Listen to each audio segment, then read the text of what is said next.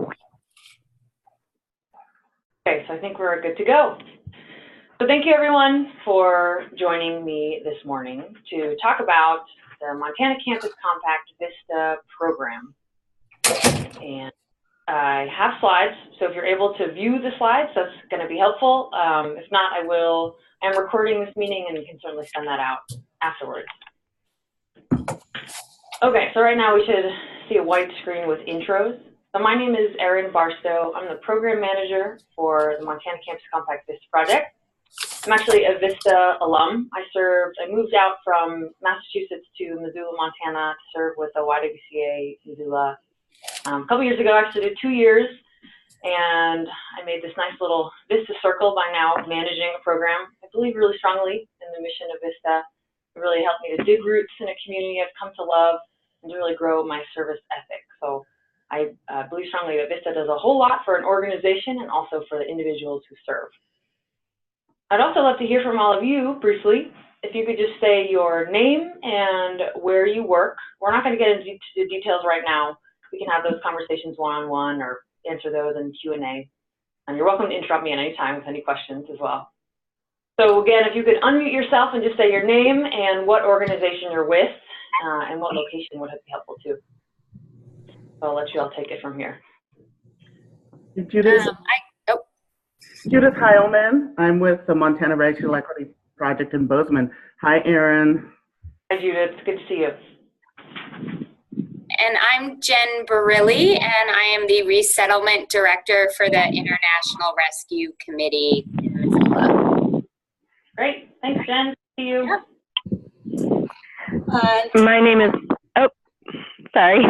My name is Claire Finney. I'm the Family Education Director for Families First in Missoula. Sorry about that. No problem. So I'm Irene Greenberg, and I am the Director of Empowering Women in Agriculture. I am at Montana State University. Great, welcome, thanks. This is Monica, and I'm the Arts Education Director for the Montana Arts Council in Helena. Great. Hello, I'm Stephanie Gray. I work at Gallatin College in Bozeman, Montana at Montana State University. I'm Sarah Kahn, and I work for Freeverse, which is an organization that teaches in juvenile detention centers across the state. Awesome, thanks, Sarah. I'm Cami Armijo Grover, and I work at Bridger Care in Bozeman. Hi, Cami. Hey, Cami. Hey, Judith. My name is Ellen Binkley. I think I'm signed in as Jane Gillette, but I am also a VISTA alum from about 2011 to 2014, and I worked with the Montana Dental Association doing dental public health projects throughout the state. And so we were looking for a new VISTA that came about as one of our projects. Can you say your name one more time? Ellen Binkley. Great, thanks.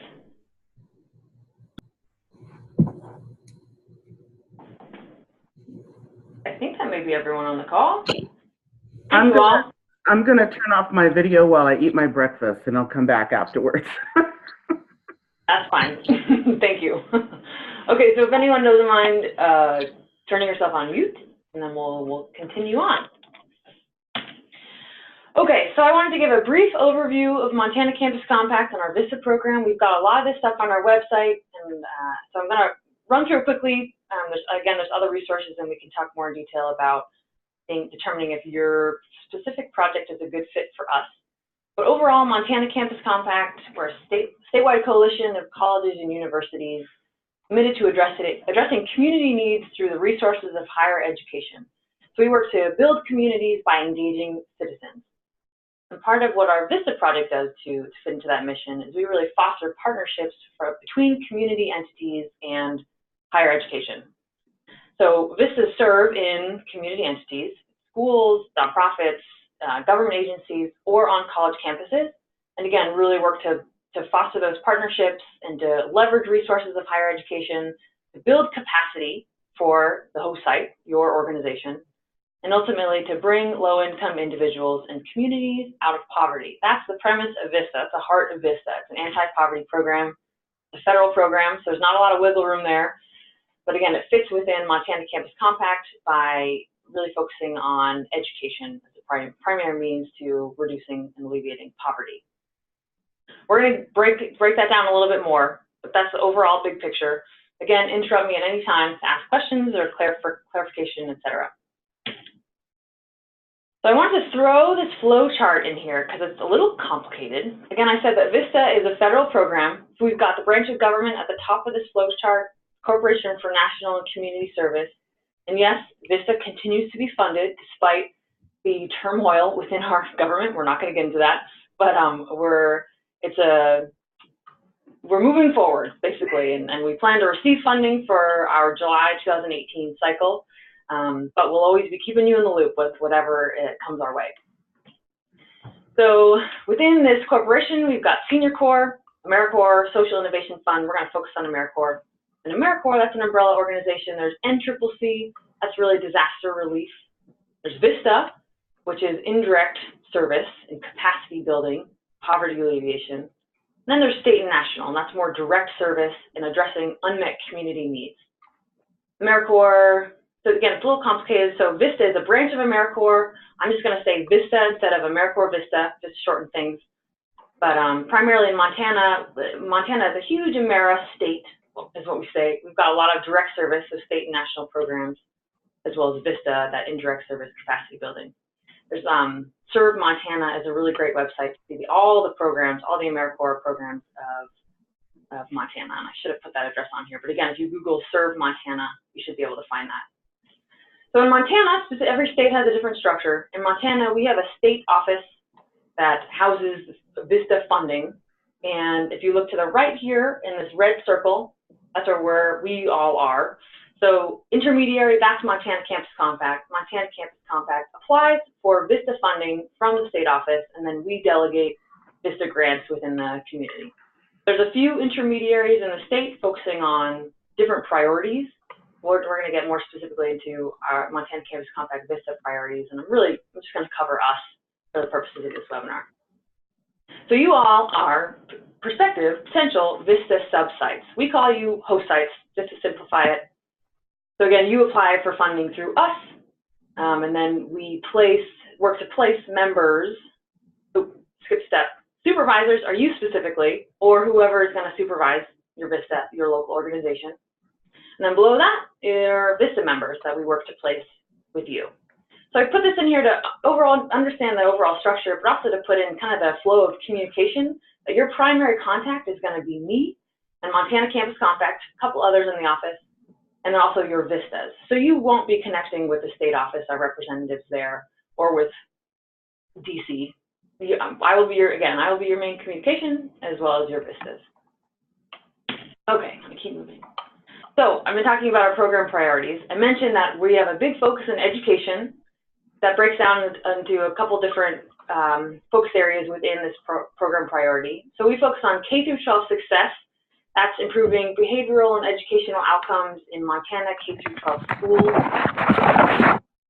college access and success. So really preparing students to succeed in college, helping with retention, access, etc. Some examples. So again, we're not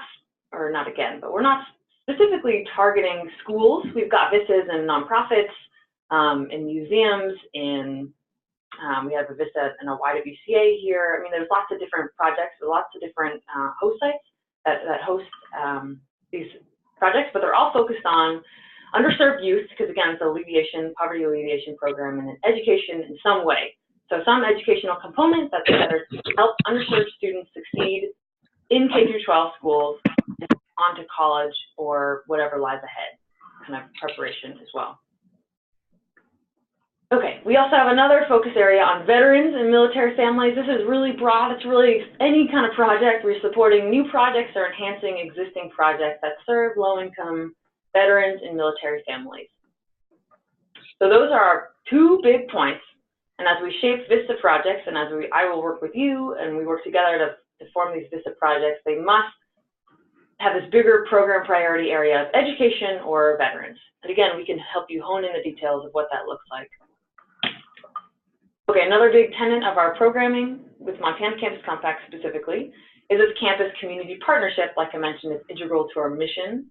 We are a network of college campuses and universities around the state. So this is very, the glare, the sun is going to start coming into my eyes and maybe creating problems soon. I'm going to have to close that blind outside, but anyway. So we are an affiliation of colleges and universities around the state, so we believe strongly in connecting college campuses to the work that you're doing. We obviously have sites, we've got projects on college campuses and in communities, so we ask that these projects that you find, specifically if you're not based on a college campus, that you work with your local college campus, and again, we can help you connect to this local college campus to leverage resources. So for the VISTA to go onto your local campus and recruit volunteers for your organization, find programs that are going to help build the capacity of your services. A great example of this, just one example, we had a project with the Greater Gallatin United Way Kids Link program. So it's an after-school, building after-school programs. And at VISTA worked with the Department of Education at UT Bozeman, where those students entered the after-school programmings and helped to lead Kids Link curriculum and received credit, so credit through the Department of Education. That's a really cohesive, clear partnership. Partnerships take on lots of different ways.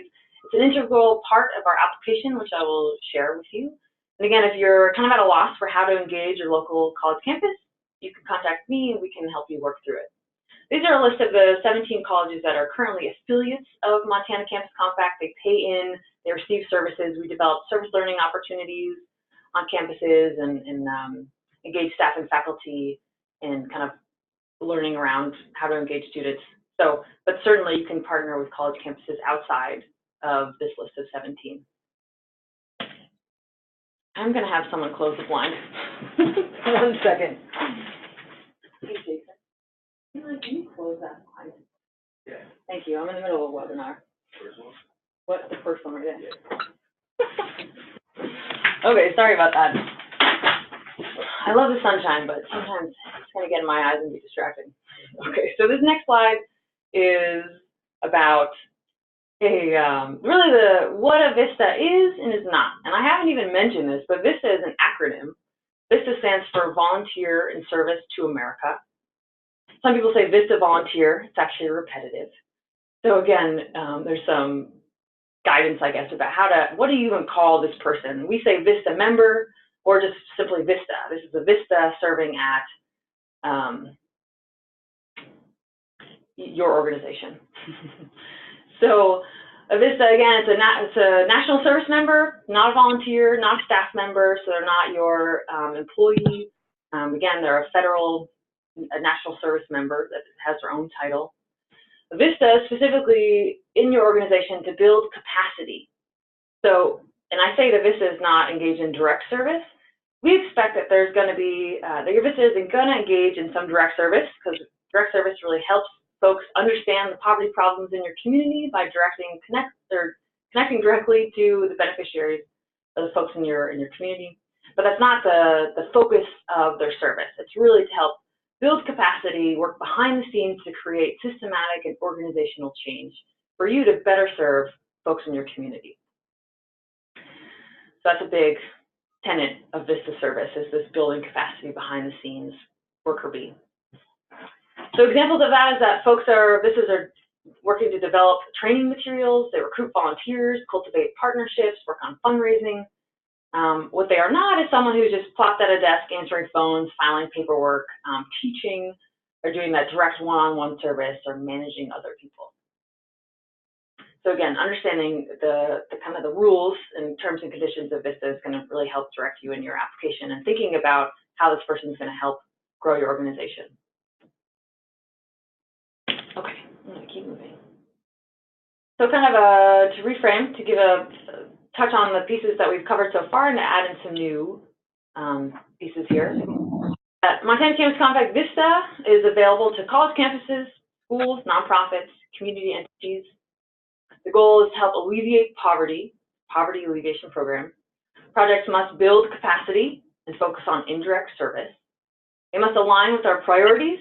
If you think you have a great capacity building project, indirect service based, but doesn't quite fit education, stick with me because I'm going to cover a lot of great information, and then I can help at the very end. I can help direct you to another intermediary that might be a better fit for your needs. The service term, I actually didn't put it in here. We're still working out the dates, but I think it's going to be July 25th, 2018 so full year, July 25th, 2018 to July 24th, 2019. Again, we're still working out the dates, and I'll keep you updated, but that's probably what it's going to be. So this is a year-long service opportunity, again, as I mentioned. For college graduates, we're going to get more into the stipulations about who these candidates can be in a little bit. Another important point of information that is hard to grasp, I think, is that members serve full-time. So technically, they're 24/7. They're with you 24 hours a day, 7 days a week. Now, of course, that's not our expectation. Please don't actually do that. But it's really to say that this is not a 9-to-5 job. It's not a 9-to-5 service. If you have an evening or weekend event or something comes up and you need help, your VISTA is in service. They're kind of as duty calls, so they should be available to you whenever.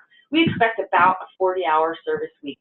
But again, we're not confined to hours, and VISTAs do not fill out timesheets. We do document their personal and medical leave, but not their hours.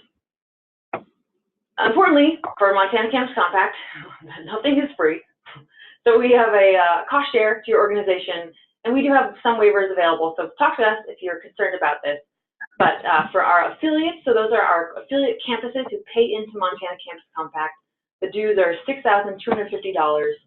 Non-affiliates are $8,350 per member. We delineate this more in our MOU, but that's really to cover transferring your members out here, training them. It covers our entire living stipend as well as other benefits that they receive. So it's a one-time fee that can be billed quarterly to you that covers everything of this member. I just want to cover a little bit of impacts around the state, in Montana anyway, through Montana Campus Compact. So this is the last program year, the fiscal year of VISTA is a little confusing, but this is the last program year, this current program year. We have 25 members serving. We also have a summer program, so we have 26 members serving around the state of Montana. And just some impacts, so over 320 organizations received capacity building services. Almost 1,000 volunteers were recruited. Of those, 568 college students were engaged in service thanks to VISTAs. Over $204,000 were raised. 500 military and veterans, our families were served. Almost 14,000 disadvantaged youths were served indirectly because of programming development efforts from VISTAs.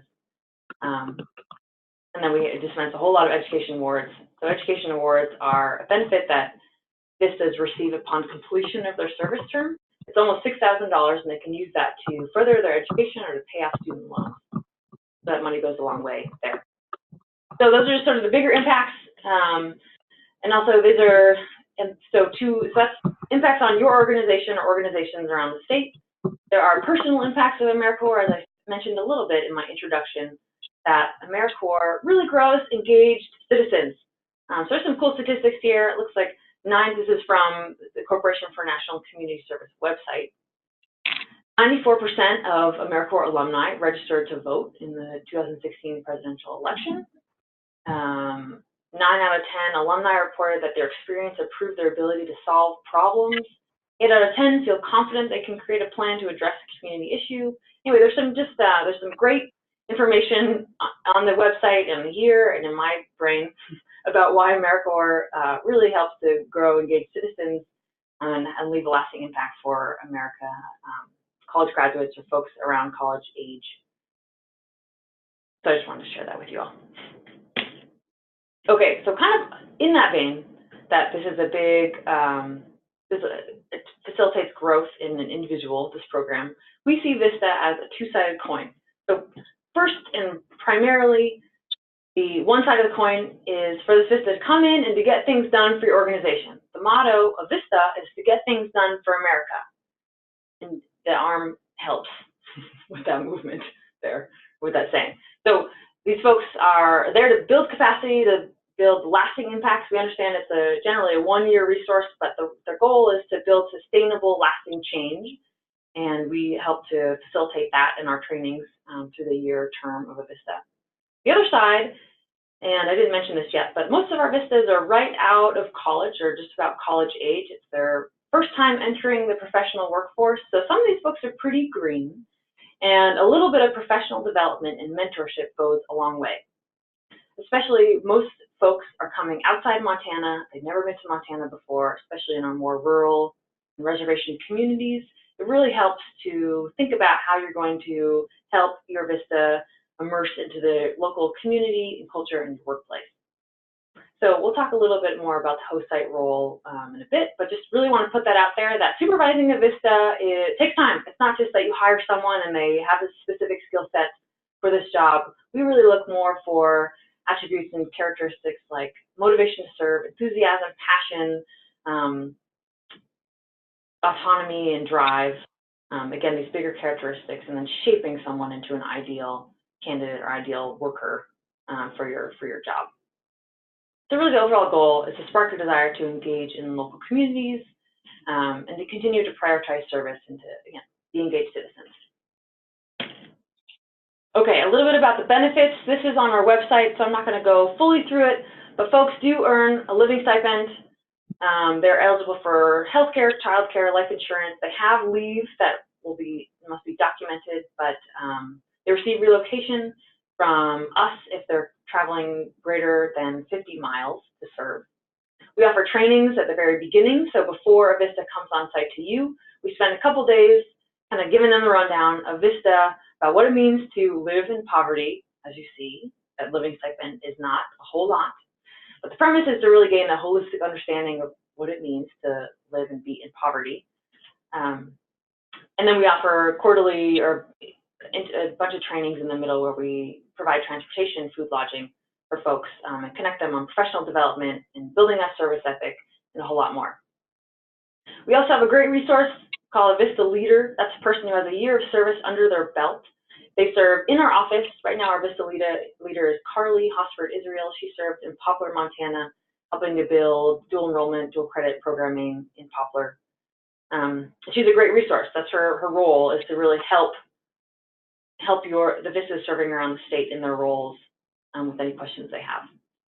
And then there's that education award, which I mentioned before. Again, we've got more information about this on our website. Anyway, I'm going to keep moving now.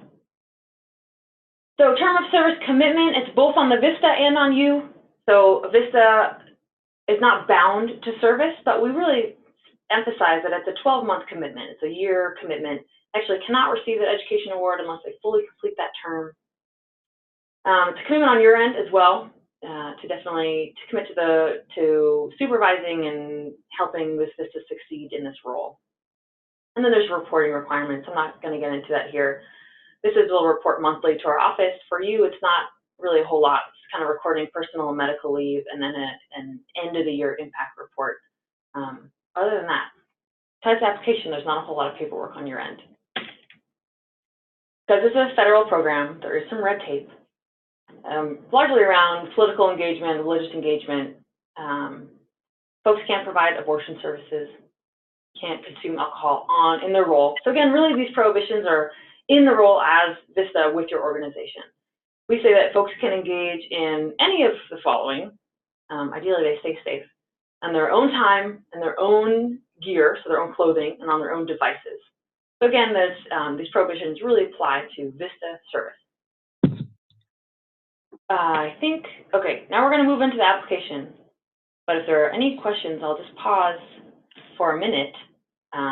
If folks have any questions about what Montana Campus Compact is, our VISTA program, what it means to be a VISTA, etc. While I pull up the application, I'll pause for a minute here.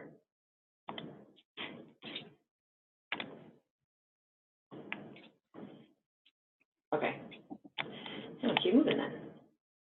So you all should now see our application, and if you don't, please let me know.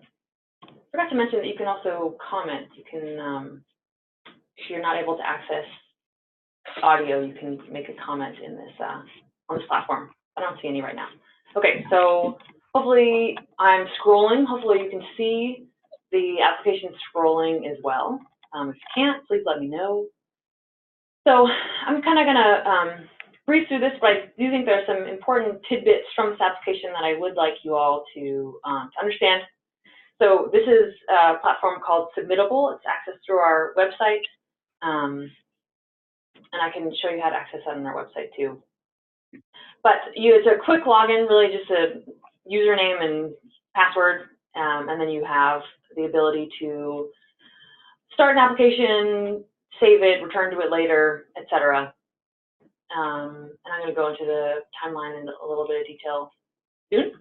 So we've got some supporting documents. We really want to see that you have support from either a campus or, if you're on campus, from a community partner, because those partnerships are so vital to our programming.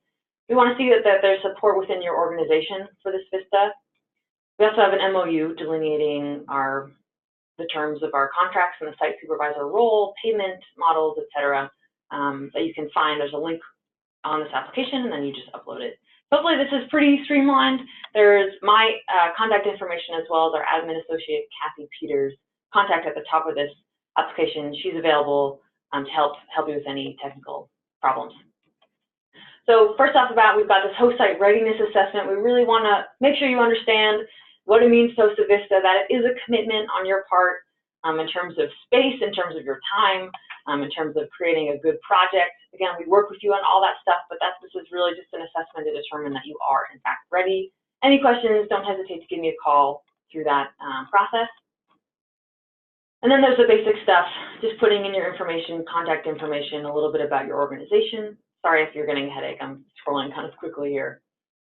Then we've got the payment. We've got those priority areas. So education, you focus on K through 12 success. You focus on college access and success. You focus on veterans. I see a chat. Oh, we got a question about the differences between VISTA and AmeriCorps. Yeah, I can definitely go into that. So I'll keep this on the screen so I don't forget. At the end of this application, I can do that, John. You have the ability to apply to up to 3 years, sometimes 4th, but not usually, 3 years of a project. So really we say the first year is kind of doing community needs assessments, determining what's going to be the best capacity to build in your organization. If you're still wanting to build a better understanding of that or kind of creating new systems. The second year is testing out those systems, implementing those new either volunteer systems or databases or programming. The third year is kind of evaluating and refining. That doesn't have to be the premise, but it's really to say that you can apply for multiple years. If you have a great project idea, but it's too big for 1 year, you can think long term. There's also the possibility for a VISTA, if we are to place a VISTA with your project, to serve a second continuous year. That can be really great for obvious reasons about you've got someone in a role that will continue on, hit the ground running that second year. But of course, there's always the ability to take on someone new, and there's obviously benefits to that too. So project description, the VISTA will definitely want you to focus on, so what is the overall goal of your VISTA? Really, a VISTA is not a staff person, so we want this VISTA to help us reorganize our database. We want them to recruit new volunteers. We want them to build this programming piece. Those are all components of VISTA service. It's indirect capacity building. We want the bigger picture. What's the overall theme? How does it relate to education? How does it alleviate poverty? That's what we want you to put in that project description section.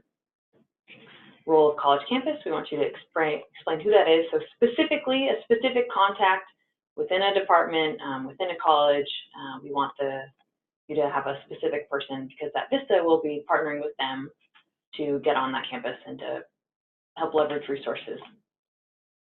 There's some travel, because some folks don't have a car, and if you're in, say, Circle, Montana, you might need one. So we want to know that so we can list that on the application. So here's kind of the meat of the application, is part 2, project assessment. Question, how will this project specifically alleviate poverty? We really want statistics, so local or regional statistics about what's the poverty problem in your community. If your project is focused on building a after-school program, then talk about the need that none exist, or that there's a big lack in summer learning loss, or really cater those statistics to what you're trying to accomplish, to show us basically proof that there is a poverty problem and that you're hoping to address it and how. Similarly, with the community need, we love statistics showing how your project is unique, what best practices exist in your community or around the country. We can help you with that too. But again, it's really showing proof that you have a good project idea and that there's a need in your community. Okay, let's see. I'm going to scroll through some of this. So part 3, project performance measures. As with most grants and federal programs, reporting is important. Numbers are important. So we ask you to be realistic about these performance measures. They're all framed in terms of, these are federal performance measures. They're wordy. And so they all start with G3 dash something. So for example, this first one that's listed here, number of community volunteers recruited by CNCS supported organizations or national service participants. That's wordy. Really, CNCS, Corporation for National Community Service, supported organizations, that's you if you are applying for a VISTA, or national service participants, that's your VISTA. So really, what's the number of community volunteers that your VISTA is going to recruit for you and your organization? We have a target, so really specifying, say, we anticipate this VISTA is going to recruit 200 volunteers over the year, just put in the number. And then data collection method. Your VISTA is going to be reporting on these measures every month. So we want to make sure that they understand how they are going to collect that information. So is it sign-up sheets? Is it a database? Please be specific. If nothing is designed yet, then you can say that. VISTA will create a database. VISTA will create this tool. But being specific in this language here is really going to help you once your VISTA starts up. So this is a long list. I'm going to scroll through it. It's not a better format, but really it's just choosing a couple outcomes and a couple outputs for your VISTA. Keep scrolling. The next section, and I think the last one I'm going to talk about is the VISTA assignment description. So this is the backbone of your VISTA service. This is really it's like a job description, only it's not a job, it's service. But a service description of what your VISTA is going to accomplish over the next year. We've got a resource on our website. This is, I'm going to share it here now. I think you all should see it. It says creating an effective VISTA assignment description.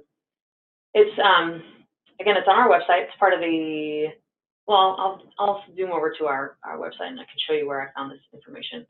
But it really gets into why that is important and kind of how to write one. So I'm not going to go through this all right now, but really an example, so there's the components of that is the goal statement. So again, talking about incorporating the poverty problem, what the VISTA is going to be doing, how it relates to education or veterans, the big picture, and then a bunch of objectives and activities. So what's the VISTA actually going to be doing to accomplish that goal? So an example that we have here, and this is an actual project at Big Sky High School in Missoula. It says the overall goal of the Big Sky Tutoring and Outreach Program project is to increase graduation rates and course passage rates of economically disadvantaged youth to 86%. To be accomplished through a tutoring and peer mentoring program.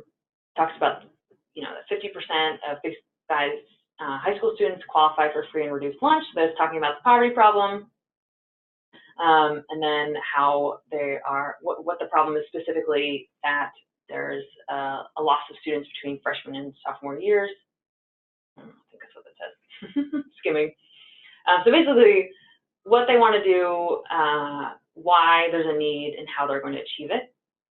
And then examples of objective for that would be that this is going to recruit 25 volunteers to serve as mentors for that peer mentor program. Volunteers will serve and to serve students as a 3-month pilot program. So again, what specifically, what are a specific objective that a VISTA will accomplish, and then the activities are kind of how they're going to get there. So an example of that would be, scrolling down a little more, creating a database to track hours and contributions of each volunteer. So again, that's in your performance measures. If say there's no database that exists to track volunteers, so the VISTA will create one. So hopefully that makes sense. Again, this is a great sheet if you would like to continue using it. But the assignment description is something that the VISTA will use once they start service. We like to say that it's not set in stone. It's a dynamic document that can be revised. Say you thought you'd have a funding stream, but that funding fell through, or you lost the staff member that was going to help facilitate this piece of the project.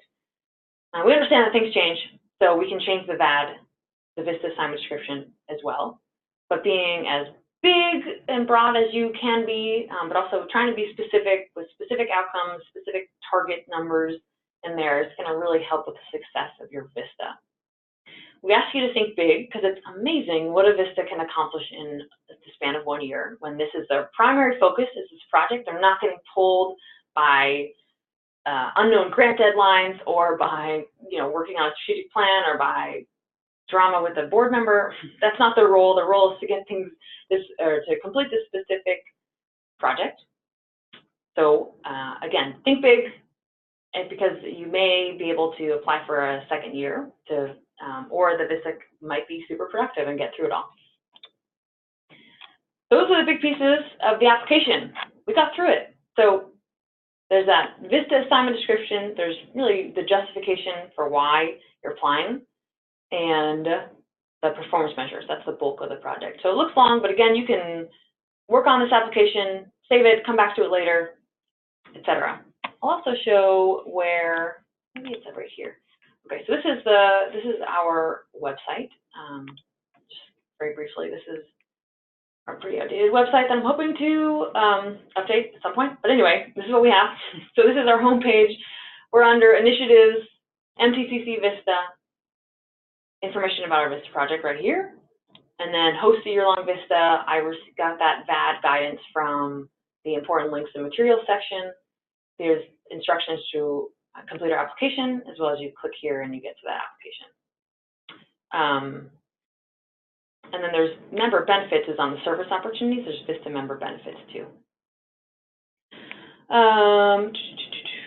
Someone's being evacuated. I'm just looking at the notes here. So the due date is, the priority deadline for these applications is February 1st.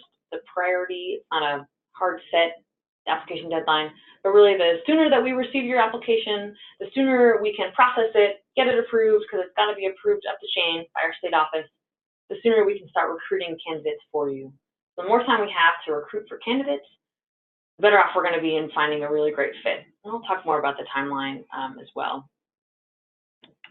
And so I mentioned this a little bit, John. I want to address your question about VISTA versus AmeriCorps. So again, that's AmeriCorps State and National versus AmeriCorps VISTA. And a VISTA is really the indirect service, so it's really helping to build capacity. And example of AmeriCorps would be, well, example of difference would be a VISTA coming in and helping to build an after-school program. So find volunteers to run programs, find supplies, write grants for supplies, for soccer balls, tennis rackets, art supplies, etc. Find space in a school, maybe transportation, kind of set up the structure for an after-school program. And then an AmeriCorps would come in, or if that's already in place, AmeriCorps would come in and help teach or mentor or participate in the after-school programming by leading after-school sessions. So direct one-on-one contact with students versus more work with the systems. And again, there's some flexibility a little bit between those, but the main focus for VISTA is indirect service. The main focus for AmeriCorps is that direct service. And John, if that's not clear, because I kind of whizzed through that, we can certainly talk more about that one-on-one, either at the end of this webinar or in a different conversation. Okay, feel free to interrupt me, but I do want to whiz through the last bit of this presentation. I'm going to check my chat real quick. Okay, let's see. Please repeat how many performance measures we should attempt to meet. Did you say the application can be worked on, saved, and then we get back to it later? Okay. So the performance measures, I whizzed through that because there's specific guidance for selecting performance measures in the application. I believe it's a maximum of 2 outcomes and 2 outputs that you can select. But again, it's specified directly on the application about what you need to do. And yes, and submittable, the great thing about this online application is that you can, once you have a username and login, you can start working on the application, hit save, and come back to it later. So you don't have to complete it all in one setting. Hooray for technology. Okay, I'm gonna keep moving. So I said this before, but I'm available. I was out of the office for a little bit, but I'm back, and I will certainly be in the office. We've got some other folks to the contact elements at the end of this to help you through this application, to help you through project ideas.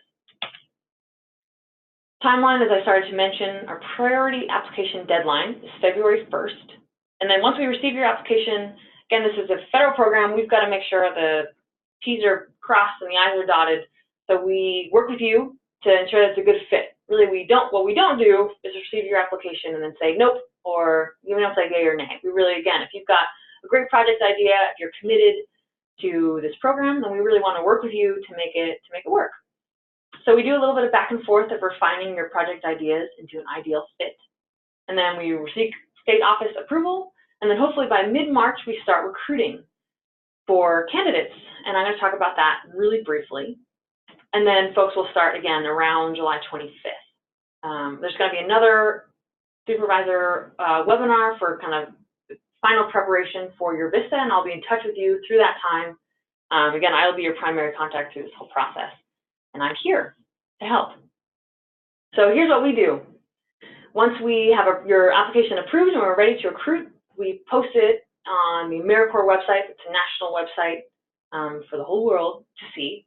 We also put it on our own website. So we engage in national and local recruitment. We use our contacts, our affiliate campus contacts to recruit Montana college graduates. We also put it on our social media. And again, we do national searches and local research searches. I'll keep it there for now. We also hope that you engage in this process. If you have a standout volunteer who's ready to take it to the next level, offer them the VISTA position. We've had some really great VISTAs connecting to our programming that way. We also encourage you to use your campus partner. It's a great way to engage your campus partner is by helping to recruit students, by going in and talking to students in their classrooms, by attending postgraduate fairs, etc., and to do the usual social media blasts. We also will have flyers that we can email you or we can mail to you. And once we approve your application, we will, of course, be in touch with you about when we're starting to recruit and send you some more information then. So quick about screening. Folks, if you are going to do local recruitment, which is great, you might as well start sneaking now, is folks must have a bachelor's degree. I say must, but there are some extenuating circumstances here. Really the specific requirements that they must be at least 18 years of age. We prefer a bachelor's degree because indirect service, a lot of this, the roles of VISTA does require a college brain or college graduate brain, but it's not a specific requirement. You must have 2 professional references and pass a background check, and the specifics are listed on the screen. So again, because of the federal program, we've got some specifications. Montana Campus Compact will need to approve your candidate or candidates to be able to successfully place them. So we help you through this process. We do, again, national recruitment for VISTAs. We ask that you do that as well. So Montana Campus Compact will do an initial intake interview with candidates, discussing national service, the year-long commitment, the living stipend, education award, serving in Montana, kind of the bigger picture, basic general interview questions. If we think they're going to be a good fit, we'll pass them on to you. So then step 2 is that you take the information, AmeriCorps application references, our interview template with this candidate, and you interview them yourself. We have a template, but you can certainly use your own. And ideally, you'll have between 3 and 5 candidates to select from.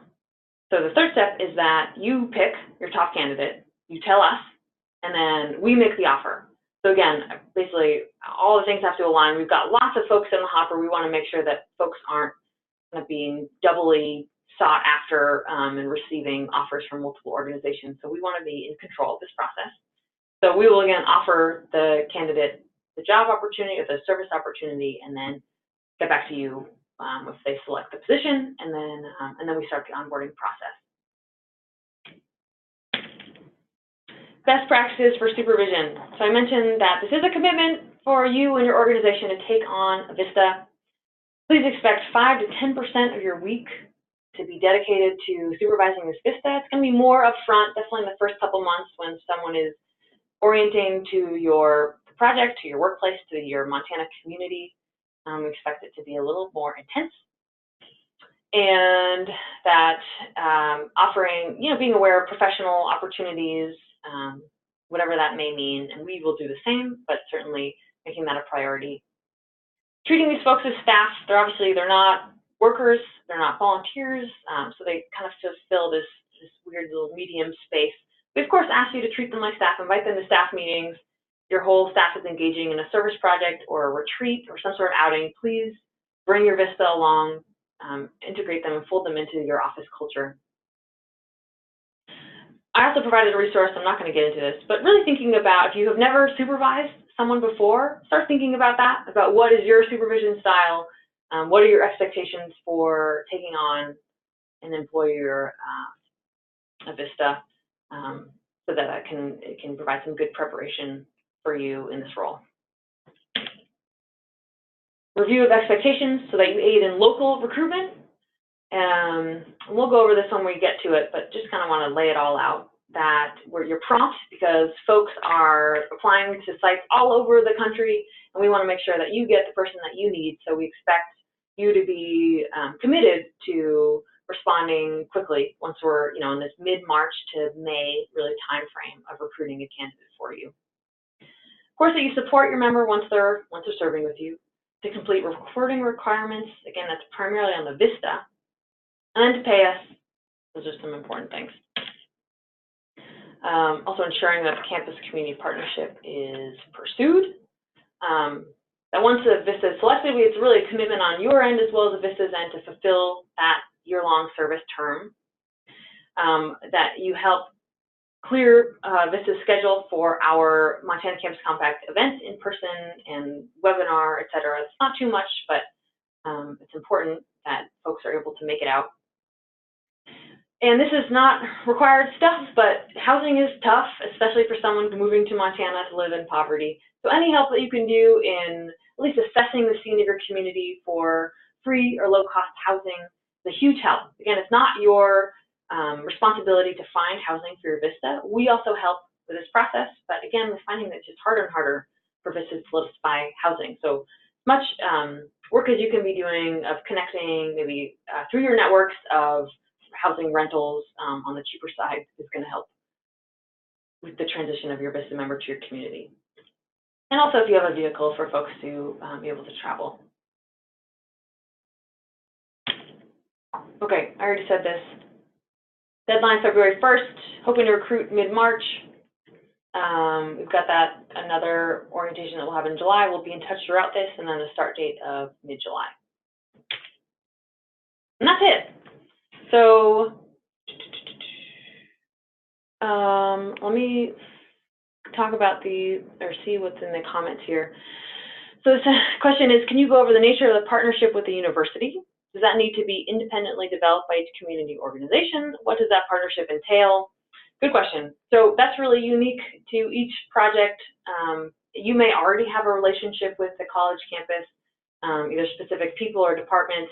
If not, we can connect you. We've got connections in many of the colleges and universities around the state. So at least provide you someone to speak with who can connect you on that campus to say, we're really hoping for volunteers, or we need some help in some sort of program aspect. We can help connect you. So we've got advisory committee members that are really familiar with Montana Campus Compact who I can connect you with. So Sarah, definitely shoot me an email or say on the call and we can talk about that. But again, it really depends. We want to make sure that the partnership is beneficial for your organization and not just some ancillary or superfluous partnership that you do is just the requirement. So again, that partnership can take a lot of different forms, and I'm happy to stay on the call and talk more about that afterwards, or follow up one-on-one, because it can be very specific to your needs and the campus that's close by. First payment is not due until a member is placed. So we work with you to place members, but there's no fee. If we're not able to place a member with your organization for any reason, we hope that doesn't happen, but you will not pay any dues to Montana Campus Compact. So that first fee will be the week that a member starts, so right around July 25th. I have my contact information up here. I also have Montana Campus Compact Associate Director, Josh Vanek. He's been with the Compact for 17 years, going strong, and he's also a great contact if you found not available for whatever reason. We did have our other employee, Alyssa Kelly, left, which is very sad for family reasons, so she's no longer with the Compact. If she was your main contact, you can switch your correspondence over to me. Again, Alyssa Kelly is no longer with the Compact, but got me as a resource and Josh as well. So I've been talking for a very long time. If anyone wants to unmute themselves or certainly use the chat feature with any questions. Thank you for your time.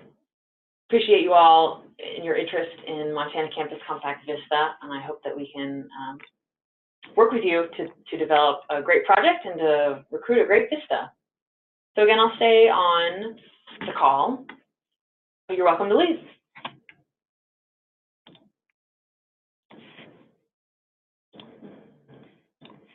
Where is everyone? Here we are.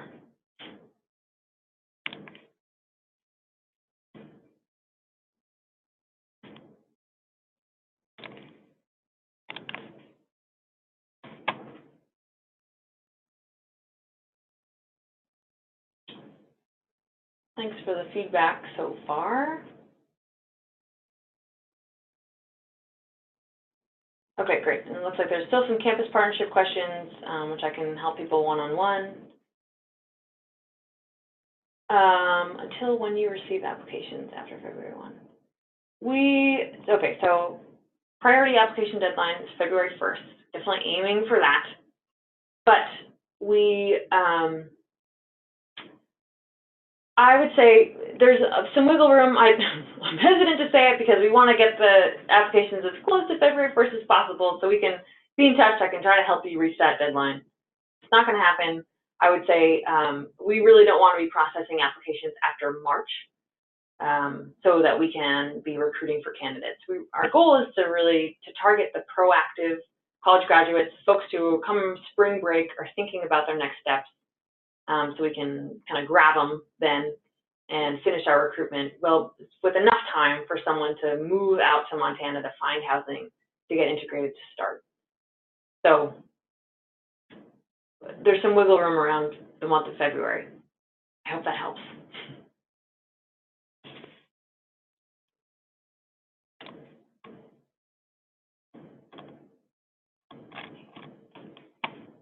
Great. So I'm going to stop this recording.